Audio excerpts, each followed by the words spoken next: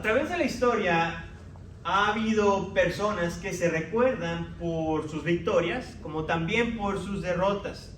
Pero definitivamente hay una clase de individuos que se les recuerda por sus malas decisiones. No solamente porque hicieron algo malo, sino que también porque la decisión que tomaron o el rumbo que tomaron los terminó tachando como los antagonistas de su era. Su error no solamente pues prácticamente se terminó con ellos, sino que trascendió los tiempos a generaciones futuras.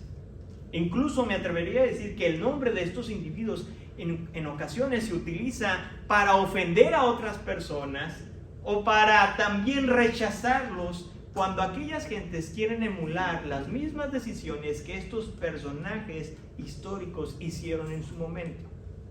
Y estas personas o estos individuos son conocidos como los traidores. Aquellos que con poco o con mucho están dispuestos a vender a naciones enteras. Pero dentro de este reino de los mezquinos hay uno que sobresale sobre todos.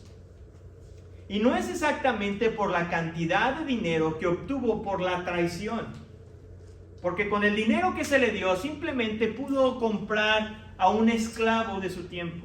Ni tampoco por las riquezas que pudo disfrutar. Pues resulta que su conciencia, su sucia conciencia terminó por traicionarlo y finalmente terminó con su vida.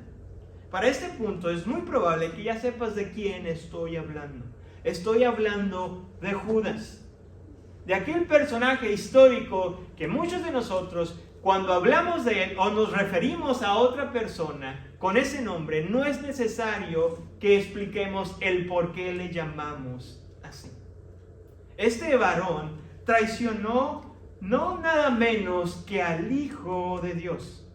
Su codicia, pero también siendo un instrumento de Satanás, lo llevaron a cometer tal infamia. Y aunque la oscuridad en los últimos días del Señor Jesucristo parecía avanzar a pasos agigantados, debemos de recordarnos una y otra vez que la luz inextinguible del Señor Jesucristo jamás puede ser opacada. En el plan divino, Jesús debía de morir. Ya estaba diseñado desde antes de la fundación del mundo. La traición de Judas fue un instrumento más que Dios utilizó para crear un bien mayor a la humanidad. Así que con tu Biblia en mano, vamos a leer estos versículos y los vamos a partir en 3 secciones. La primera sección va del versículo 12 al 16. La palabra de Dios dice así: el primer día de la fiesta de los panes sin levadura, cuando se sacrificaba el cordero de la Pascua, los discípulos le preguntaron a Jesús: ¿dónde quieres que vayamos y hagamos los preparativos para que comas la Pascua?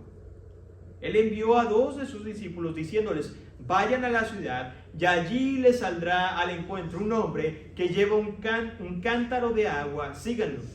Y donde él entre, digan al dueño de la casa: el maestro dice, ¿dónde está mi habitación en la que puede comer la Pascua con mis discípulos? Y él les mostrará un gran aposento alto, amueblado y preparado. Hagan los preparativos para nosotros allí. Salieron pues los discípulos y llegaron a la ciudad y encontraron todo tal como él les había dicho y prepararon la Pascua. Nos encontramos en la última semana del Señor Jesús. Y si queremos ser un poco más específicos, estamos en el día jueves, en la noche. El Señor sabía que su tiempo en esta tierra se había terminado. Pero ni siquiera el plan de los malvados o la traición de Judas lo estaba deteniendo para pasar sus últimos momentos con sus discípulos, con los cuales estaría festejando la Pascua. Es por este mismo motivo que vemos en la redacción que acabamos de leer en el texto, de que Jesús puso un plan en acción que le permitiera celebrar la Pascua por última vez con aquellos que él amaba. Para aquellos quienes les gusta mucho esta situación de las festividades judías y que hacen o quizás son muy quisquillosos o muy exactos con los tiempos, resulta que hay una pregunta que ellos le hacen al escritor y es la siguiente: ¿cómo era posible que Jesús fuera a celebrar la Pascua el jueves por la noche cuando los corderos pascuales o los corderos que se sacrificaban eran los viernes? Bueno, la respuesta a esta pregunta quizás a lo mejor para nosotros es intrascendente, pero déjame decirte que la importancia de la exactitud es trascendental, porque el Señor Jesucristo iba a ser que el reemplazo de ¿qué? De los sacrificios. Entonces el hecho de no morir en el día exacto en el que los sacrificios o en el que el cordero usualmente se sacrificaba era trascendente. ¿Por qué? Porque no se iba a cumplir la escritura con exactitud. Y es aquí donde hay un contexto histórico y resulta que en el primer siglo estas dos grandes regiones de Israel, la región de Galilea y la región de Judea, festejaban la Pascua en dos diferentes noches. Aquellos quienes eran procedentes de Galilea, como lo era el Señor Jesucristo con sus 12 discípulos, esta región, en la ciudad de Jerusalén, lo festejaban el jueves por la noche.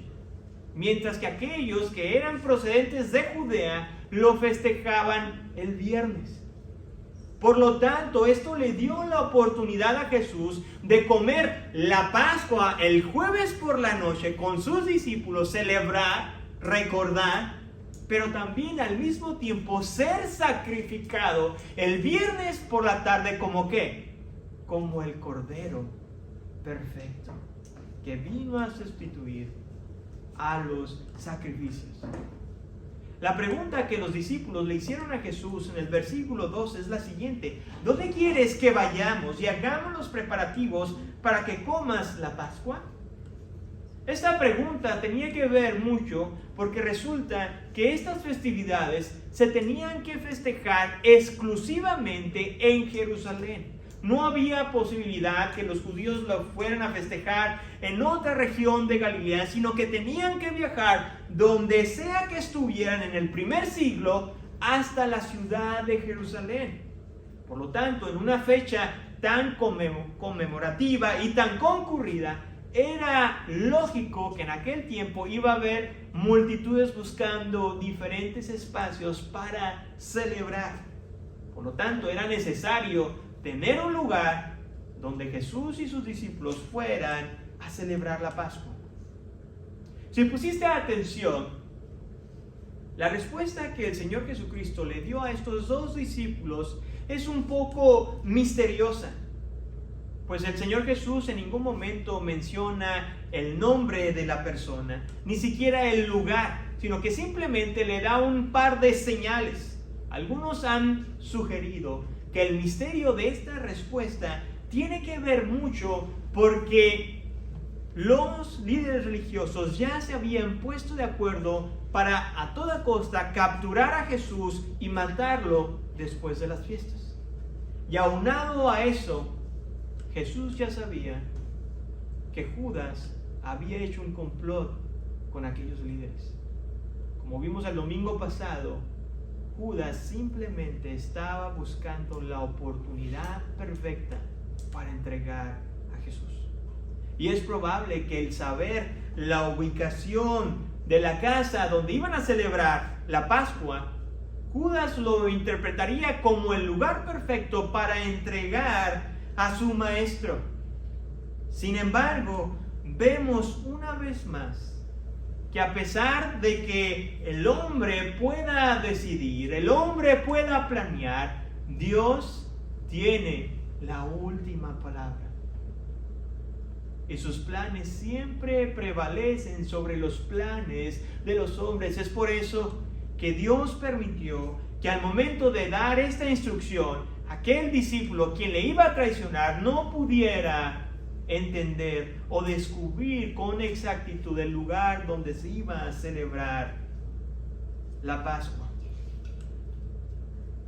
Por otro lado, estas indicaciones también es bueno señalar que hay una serie de instrucciones que Jesús dice con mucho detalle. Vemos que Jesús dice que va a salir al encuentro un hombre. Después dice que ese hombre les va a mostrar un aposento alto, amueblado y preparado. Los detalles tan específicos de los cuales Jesús está hablando nos recuerda a una historia anterior, muy semejante, que se encuentra en Marcos capítulo 11, versículos del 1 al 7. Esta historia bíblica es conocida como la entrada triunfal. Antes de que Jesús llegara a Jerusalén, le da una serie de instrucciones específicas a sus discípulos para que estos fueran a buscar a una cría de una asna. Incluso también les da las palabras exactas para que al momento en que fueran descubiertos, el dueño de este animal no les llamara la atención, sino que también les dijera el por qué o quién lo necesitaba, su maestro. Y estas dos historias son muy semejantes. Son semejantes en el siguiente aspecto, en que ambas resaltan el conocimiento sobrenatural de Jesús. Por otro lado, algunos eruditos mencionan que es probable que Jesús se había reunido, previamente con el dueño de este lugar y había hecho los diferentes arreglos necesarios para festejar. Permíteme decirte que este punto de vista bíblico tiene cierta credibilidad. Y la credibilidad es porque dentro de las indicaciones que Jesús le hace a estos dos discípulos, es de que les dice lo siguiente: cuando vean a esta persona, dile, el maestro dice. Algunos han sugerido que esta frase quiere decir de que esta persona también era un simpatizante, si es que no un discípulo de Jesús también.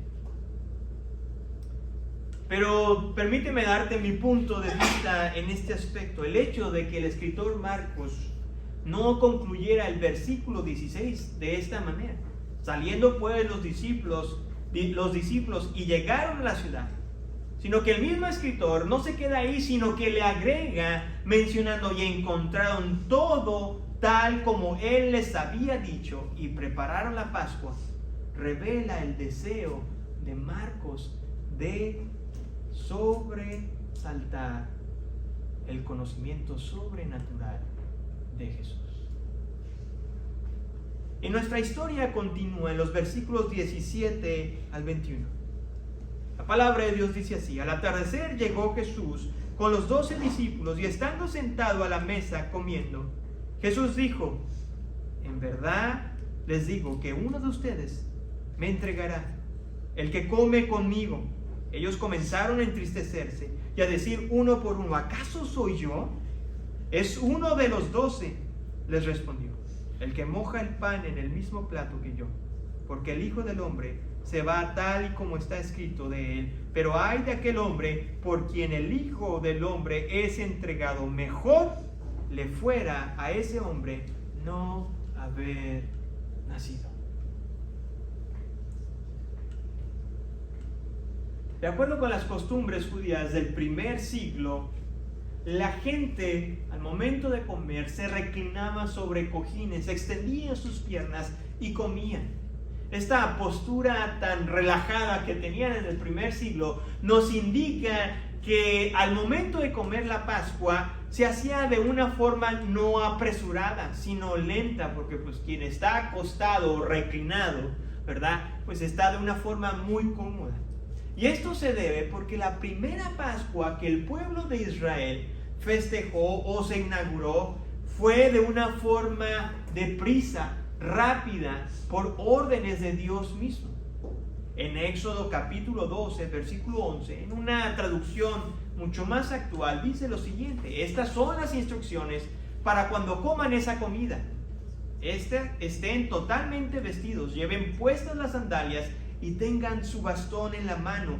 Coman deprisa, porque es la Pascua del Señor. Y es probable que en ese momento en el que ellos estaban comiendo de una forma tranquila y relajada, en un momento de la cena, el Señor Jesús pronuncia una frase que vemos constantemente en los evangelios, y en este caso en el evangelio de Marcos, que nos tiene muy acostumbrados que después de que Jesús pronuncia la frase, en verdad les digo, de cierto les digo, una enseñanza viene en camino, o es necesario poner suma atención. Pero las palabras que venían enseguida de esta frase eran palabras que tomaron definitivamente por sorpresa a cada uno de los discípulos. Bueno, quizás solamente a uno no lo tomó por sorpresa, y ese fue Judas Iscariote. Y dice lo siguiente: uno de ustedes me entregará, el que come conmigo. Los discípulos sabían que los líderes religiosos definitivamente no les caía bien Jesús. Era su enemigo e iban a hacer todo lo posible para terminar con la vida de él. Pues en una ocasión el Señor Jesucristo les dijo que al ir a Jerusalén él iba a ser entregado hacia las máximas autoridades religiosas de la nación. Por lo tanto, ellos sabían eso, pero jamás se imaginaron que el traidor iba a estar dentro de ellos, o saldría dentro de ellos. Y hay dos aspectos que debemos de resaltar en el versículo 18. El primer aspecto tiene que ver con un verbo, el verbo entregar. Este verbo usualmente se utilizaba cuando una persona era entregada para con sus enemigos, al control de sus enemigos. Y obviamente estas personas iban a aprovechar de la víctima. Por otro lado tenemos el segundo aspecto, la frase, el que come conmigo. Esta frase es un recordatorio o tiene mucha alusión al Salmo 41, donde el rey David también escribe la propia traición que vivió en carne propia. Pero fue una traición tan dolorosa porque aquel que le traicionó fue su consejero real, alguien que estaba cerca de él, alguien que le tenía mucha confianza. Y este consejero real se unió al hijo de David, a Absalón, quien quería quitarle a toda costa el trono de su padre. Salmo 41, versículo 9, dice así: aún mi íntimo amigo, a quien yo confiaba, el que de mí pan comía, contra mí ha levantado su talón. En el mundo antiguo, esta situación de comer era una señal de una amistad, pero no solamente de una amistad, sino de una amistad muy íntima. Así que el hecho de traicionar a alguien durante la comida o poco después de la comida hacía que la traición fuera mucho más repugnante y repulsiva. Y lo podemos ver en los mismos discípulos, pues la sorpresa de escuchar de que había un traidor, dentro de ellos, hizo que se quedaran perplejos, sin habla. El escritor Juan en su evangelio describe la siguiente escena de esta manera. Capítulo 13, versículo 22, dice: los discípulos se miraban unos a otros y estaban perplejos sin saber de quién hablaba. El anuncio que Jesús les dio a sus discípulos les causó un gran pesar. Versículo 19 dice: ellos comenzaron a entristecerse y a decir uno por uno, a preguntarle a Jesús: ¿acaso soy yo? Amados hermanos, esto es algo totalmente interesante, porque quizás es la primera vez donde los discípulos empiezan a reconocer que hay cierta maldad en sus corazones. Y es más, podemos ver que ninguno de ellos en ese momento empezó a justificarse y a decir, no, Jesús, yo no puedo ser el traidor, porque tú me escogiste primero. Oh, Jesús, no, claro que no, veme, mira, somos de la misma región. No, cada uno de ellos, nos dice Marcos, que le preguntó a Jesús, ¿acaso soy yo? Porque reconocían que había esa posibilidad en sus corazones de traicionar al Maestro. Marcos, en vez de invertir su tiempo en identificar al traidor, como lo hace Mateo en su evangelio, el escritor de este evangelio, Marcos, se va a enfocar más en las palabras que Jesús le dijo al traidor, las cuales son las siguientes, versículo 21. Porque el Hijo del Hombre se va tal como está escrito de él, pero ay de aquel hombre por quien el Hijo del Hombre es entregado. Mejor, dice, mejor le fuera a ese hombre no haber nacido. El sacrificio de Cristo, la muerte en la cruz del Calvario, ya estaba escrito, era parte dentro del plan de Dios. Las Escrituras, siendo más específicos, el Antiguo Testamento hablaba sobre eso. Libros como el Salmo 22, Isaías 53 y Zacarías capítulo 12 nos hablan del sufrimiento y de la muerte del Mesías. Por lo tanto, es justo decir que la muerte de Jesús no fue una casualidad o no fue el resultado del complot y de los planes malvados de los enemigos de Jesús, sino más bien su muerte y resurrección estaban contemplados en el plan divino de nuestro Dios desde antes de la creación del mundo. Desde que existiera todo lo que conocemos, Dios sabía que su Hijo tenía que morir en una cruz. Pero esto al mismo tiempo nos debe llevar a señalar que aun cuando Judas fue un instrumento utilizado por Dios, Judas fue responsable de sus propias decisiones. Es por eso que en la segunda parte del versículo 21 hay un ay. Y estos ayes son los ayes en la Biblia que se utilizan para dar un juicio divino, un juicio de condenación contra alguna nación o contra alguien. Y en este caso, este juicio de condenación era contra este varón, el cual rechazó voluntariamente a Jesús y decidió personalmente no creer que Jesús era ¿qué? El Mesías.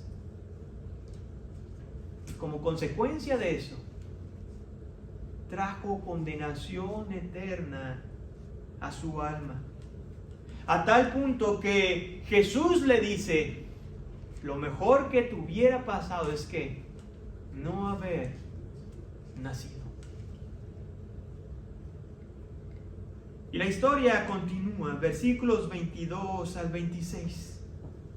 Mientras comían, tomó pan y habiendo bendecido, lo partió, se lo dio a ellos y dijo, tomen esto, es mi cuerpo. Y tomando una copa, después de dar gracias, se la dio a ellos, y todos bebieron de ella. Y les dijo, esto es mi sangre del nuevo pacto, que es derramada por muchos. En verdad les digo que ya no beberé más del fruto de la vid hasta aquel día cuando lo beba nuevo en el reino de Dios. Después de cantar un himno, salieron para el monte de los Olivos. Después de la salida de Judas, como nos informa el apóstol Juan en su evangelio, Jesús transforma la Pascua en la cena del Señor, la cual va a marcar una transición del antiguo pacto al nuevo pacto, cosa que vamos a estar hablando más el próximo domingo cuando estemos celebrando la cena del Señor. Vamos a hablar con mucho más detalle esta transición del antiguo pacto al nuevo pacto y los efectos que tiene en cada uno de nosotros, en los creyentes. Los simbolismos finalmente del Antiguo Testamento, tanto como los sacrificios como los rituales, se iban a estar cumpliendo en la muerte del Mesías. Y con su muerte llegaría a reemplazar cada uno de ellos. En otras palabras, ya no habría más necesidad de cada año de que el pueblo fuera y presentara sus sacrificios delante de Dios, porque la muerte y resurrección de Jesús finalmente vino a hacer lo que ningún sacrificio había podido hacer por los hombres, y es que el perdón de nuestros pecados, la redención de nuestras almas y la seguridad de que el día en que tú y yo nos muramos, podamos tener una vida eterna en Cristo Jesús. En esta nueva institución, en la cena del Señor, Jesús hace una promesa que está llena de esperanza. Versículo 25 dice: en verdad les digo que ya no beberé más del fruto de la vid hasta aquel día cuando lo beba nuevo en el reino de Dios. Permíteme decirte que tales palabras que nuestro Señor Jesucristo dijo aquel día son un sonido de esperanza y de aliento para cada uno de nosotros, porque Él está diciendo y confirmando que Él va a regresar. Él va a regresar por cada uno de nosotros, por aquellos quienes solamente pusieron su fe y confianza en Cristo Jesús. Al finalizar de este versículo, Marcos nos dice que una vez terminada la cena, sé que cantaron un himno y se fueron al monte de los Olivos. Después de haber analizado nuestro texto de una forma detallada, hay tres cosas que resaltan. Y el primer punto que resalta de este texto es de que Jesús es el asombroso sacrificio por los pecados. Jesús es el asombroso sacrificio de los pecados. Hermanos, no hay ninguna estadística que podamos tener en el cual nos diga el número exacto de los corderos que se sacrificaron desde el momento que se inició la Pascua en Israel. Es probable que fueron miles, cientos de animales sacrificados desde que se instituyó hasta el tiempo de Jesús.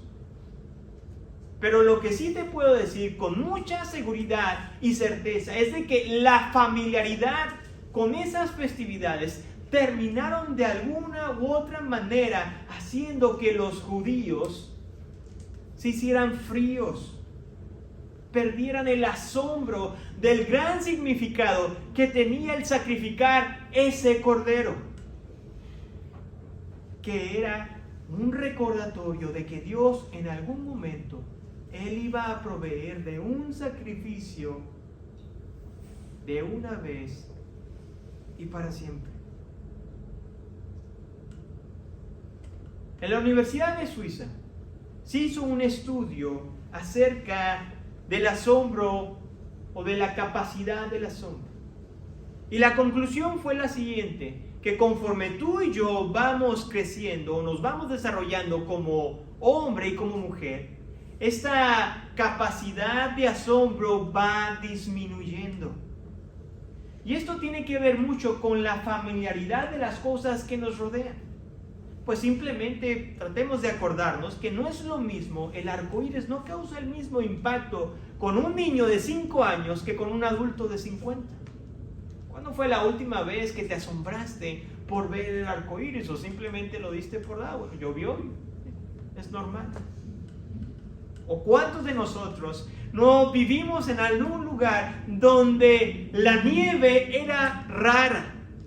Y que cada vez que caía nieve, aún por más pequeña que fuera, salíamos afuera y juntábamos lo que se pudiera juntar con aquella nieve y nos emocionábamos. A diferencia de los residentes, quienes tienen que lidiar con la nieve cada año. El factor asombro no es lo mismo. Porque tristemente, entre más familiarizado estamos con las cosas, menos nos maravillamos.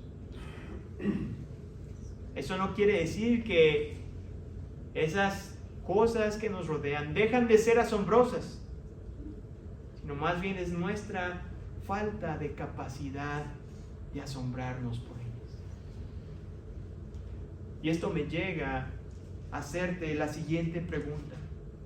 Tu familiaridad con el cristianismo, con las escrituras, con tu relación con Dios, ha hecho que pierdas ese asombro que Jesús hizo por ti en la cruz.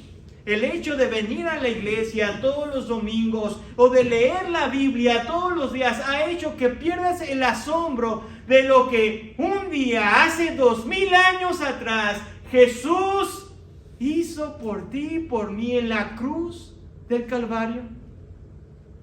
Si somos honestos, muchos de nosotros hemos perdido ese asombro de que alguien, siendo inocente, vino a morir la muerte que tú y yo merecíamos, el castigo que tú y yo merecíamos, pero en su gran misericordia y en su gran obediencia dijo: yo muero por ese vil pecador. Te vuelvo a preguntar, tu familiaridad con Dios, con la iglesia y con las escrituras han hecho que pierdas el asombro de lo que Jesús hizo por ti en la cruz. Y esto me lleva al segundo enseñanza, que Judas era un traidor imperfecto.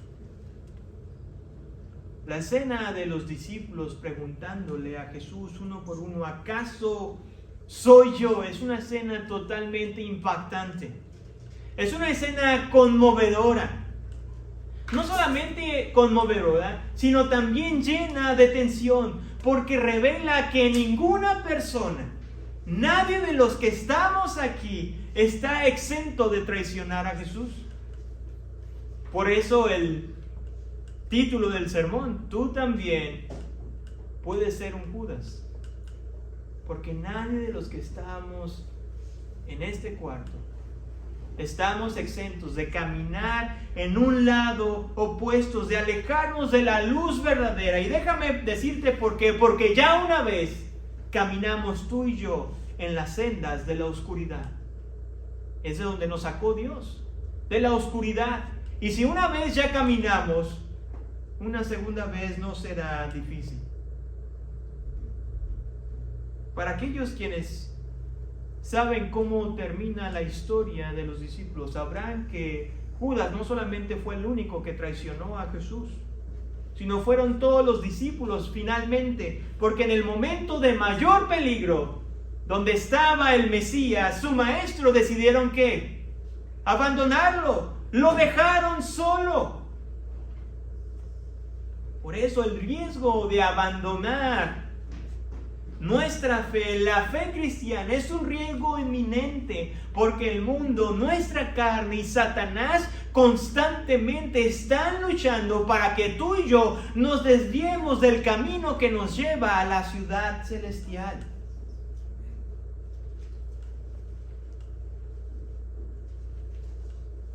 Amado hermano, nuestra salvación definitivamente está asegurada en Cristo Jesús.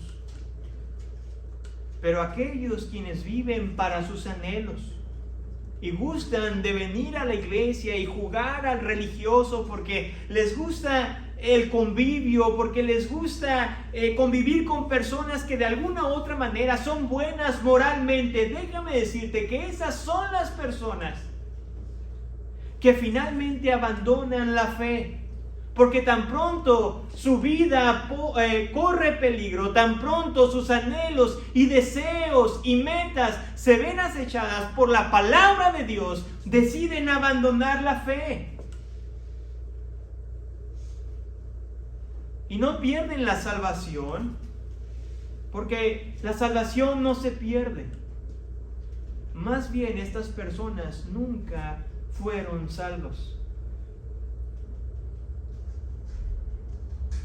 Que las palabras del apóstol Pablo en la carta de los Romanos pueda traer consuelo y ánimo a cada uno de nosotros en relación a aquellos que hemos puesto genuinamente nuestra fe y confianza en Cristo Jesús. Romanos capítulo 8, versículos del 38 al 39 dice así: por lo cual estoy seguro de que ni la muerte, ni la vida, ni ángeles, ni principados, ni potestades, ni lo presente, ni lo porvenir, ni lo alto ni lo profundo, ni ninguna otra cosa creada nos podrá separar del amor de Dios que es en Cristo Jesús, Señor nuestro. Esa es nuestra esperanza. Y la tercera reflexión es que es una promesa llena de esperanza. La institución de la Cena del Señor, permíteme decirte que no solamente es un recordatorio del pasado, sino también es un recordatorio del futuro, es una mira hacia el futuro, es una mira hacia el pasado, porque nos ayuda a recordar lo que Jesús hizo por nosotros en la cruz. Cuando usamos los elementos, cuando partimos el pan, cuando tomamos el jugo de uva, pero también es una mirada hacia el futuro, porque aquel que murió en la cruz y resucitó al tercer día, nos prometió que algún día otra vez iba a regresar y tomar la cena del Señor con cada uno de sus hijos, de aquellos que pusieron su fe y confianza en nuestro Salvador. Así que, hermano, no importa las situaciones en las cuales nos encontremos hoy en día, enfermedades, problemas financieros, problemas familiares, pérdidas de personas, porque finalmente todas esas cosas en ocasiones podrán desalentarnos, pero esta promesa que tenemos es una promesa firme, llena de esperanza, no como algo de que quizás pueda llegar a pasar, como algo que ya pasó y que simplemente estamos esperando con ansias, porque aquel que dio su vida por ti y por mí va a cumplir su promesa de regresar una vez más.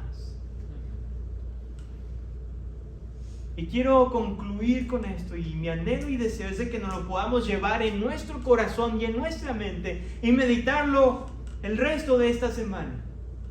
Y es lo siguiente, de que nadie quiere ser recordado como un Judas. Seamos sinceros, nadie quiere que nos llamemos Judas. Hasta ahorita no he conocido a muchos Judas. Me imagino que va a haber un Judas por ahí de nombre, pero a nadie nos gusta que nos llamen Judas, porque sabemos lo que significa. Pero, amado hermano, el problema es el siguiente, de que nuestra lealtad no puede estar dividida entre Dios y el mundo, entre Dios y mis anhelos.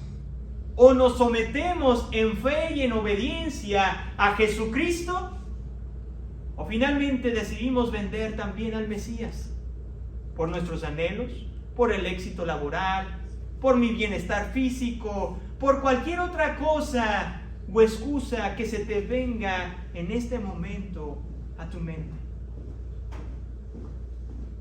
Nuestra decisión, nuestra lealtad no puede estar dividida.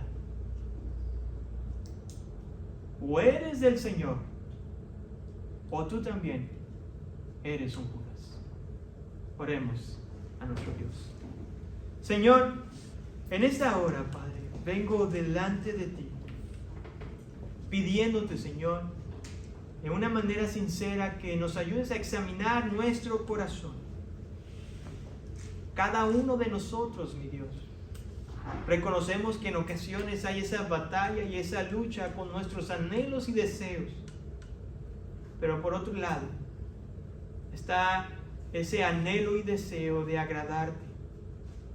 Mi Dios, ayúdanos en todo momento a poder combatir, Señor, nuestra carne, las cosas que el mundo nos ofrece y el enemigo, Señor, a través de tu Santo Espíritu. Te pido por aquellos, Señor, quienes quizás en este momento no tienen la convicción de saber dónde pasarán el resto de su eternidad, pues reconocen que tal vez su lealtad está dividida.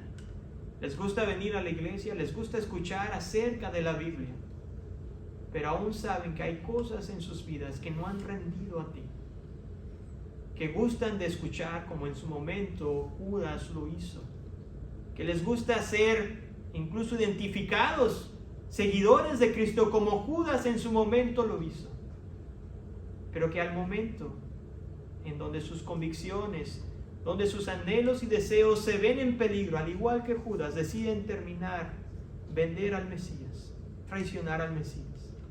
Y en esta hora yo te pido por aquellas personas quienes quizás estén en este lugar, que están en esa batalla. Padre, yo te pido que ellos puedan entender que esta decisión, Señor, no se debe postergar, no se debe dejar, Señor, porque ninguno de los que estamos aquí tenemos el día de mañana asegurado. No importa nuestra edad, no importa nuestra salud, Señor, nadie de nosotros sabe el día en que vamos a morir. Y yo te ruego que con esto en mente pueda haber esta situación, esta tensión, Señor, en sus vidas y en sus corazones, Señor, esta ansiedad de poder tener esa seguridad de que cuando tú les llames a tu presencia, van a estar contigo. Obra pues en el corazón de aquellas personas o personas, Señor, que está batallando con esto en esta tarde.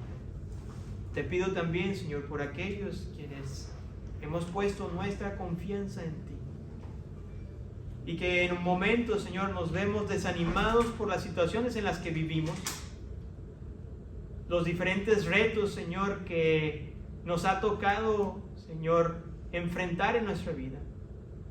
Algunos quizás más difíciles que otros, pero que en ocasiones nos desalientan y nos hacen olvidar que hay una promesa, Señor, que tú algún día vas a venir, y que todo dolor, Señor, toda enfermedad que podamos haber experimentado va a haber valido la pena, Señor, por haber perseverado, Señor, en la fe. Permítenos recordar esto constantemente. En tu nombre, Señor, oramos. Amén, Señor.